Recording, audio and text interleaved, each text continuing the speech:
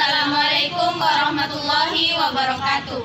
Alhamdulillahirabbil alamin wassalatu wassalamu ala asyrofil anbiya'i wal mursalin wa ala alihi wa ashabihi ajmain amma ba'd.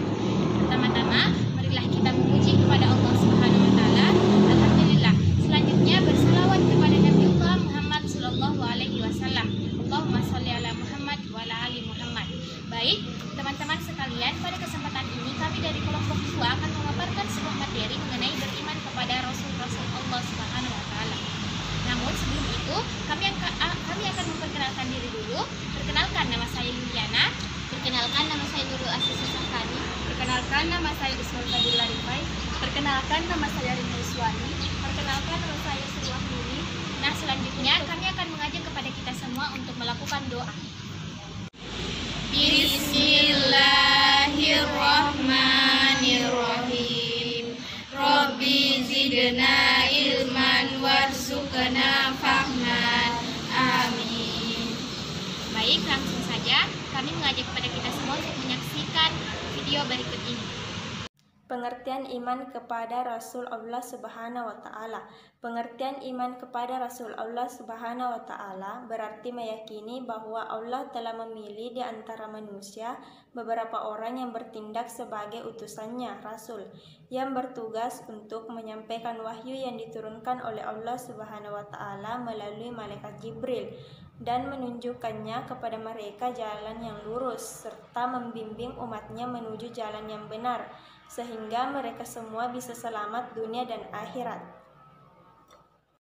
Sifat Rasul-Rasul Allah Subhanahu wa taala. Rasul sebagai utusan Allah Subhanahu wa taala memiliki sifat-sifat yang melekat pada dirinya. Sifat-sifat itu sebagai bentuk kebenaran seorang rasul. Sifat-sifat rasul ada 3. Yang pertama sifat jaiz, wajib, dan sifat mustahil. Yang pertama sifat wajib. Sifat wajib artinya sifat-sifat yang pasti ada pada rasul.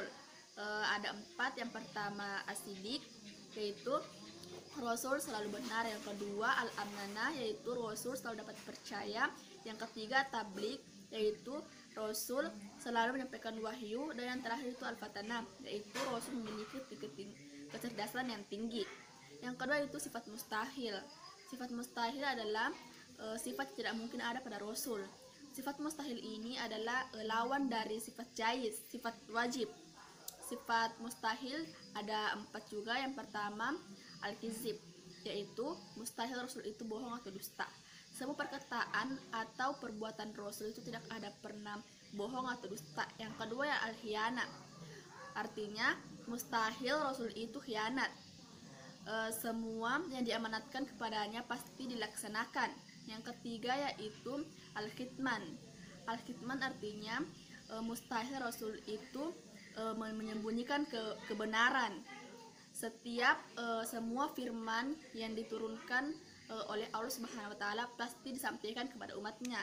Dan yang terakhir yaitu al-balada, yaitu mustahil rasul itu bodoh. Meskipun Rasulullah Shallallahu alaihi wasallam tidak tahu menulis atau membaca, tetapi ia tetap pandai. 3. Sifat jaiz.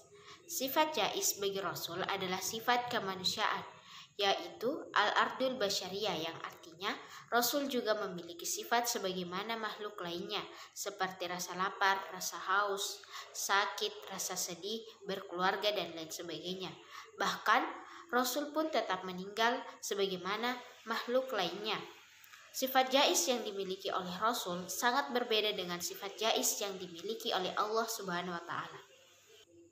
Selain ketiga sifat tersebut, Rasul juga memiliki beberapa sifat yang hanya dimiliki oleh Rasul saja. Yang pertama, ismatur Rasul. Ismatur Rasul merupakan orang maksum, terlindung dari dosa dan salah atas dasar pemahaman agama, ketaatan, dan menyampaikan wahyu Allah Subhanahu wa taala. Oleh karena itu, Rasul harus tetap siaga dalam menghadapi tantangan dan tugas apapun. Yang kedua, iltiamur Rasul, yang artinya orang-orang yang selalu berkomitmen terhadap apa yang mereka telah ajarkan. Nah, sekarang kita akan membahas mengenai tugas Rasul-Rasul Allah Subhanahu wa taala. Para rasul dipilih oleh Allah Subhanahu wa taala dengan mengemban tugas yang tidak ringan. Adapun tugas-tugas tersebut adalah yang pertama pertama, membawa risalah dari Allah Subhanahu wa taala, yaitu membawakan wahyu-wahyunya.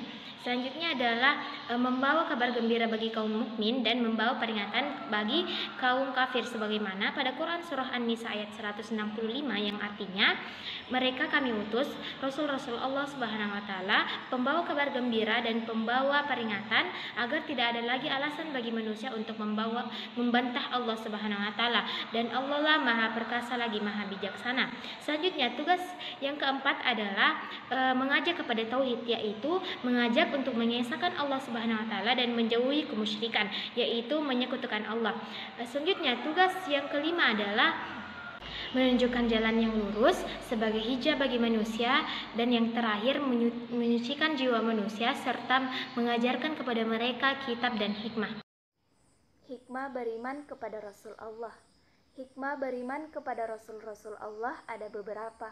Yang pertama, dengan beriman kepada Rasul, maka makin sempurna iman kepada Allah Subhanahu wa taala.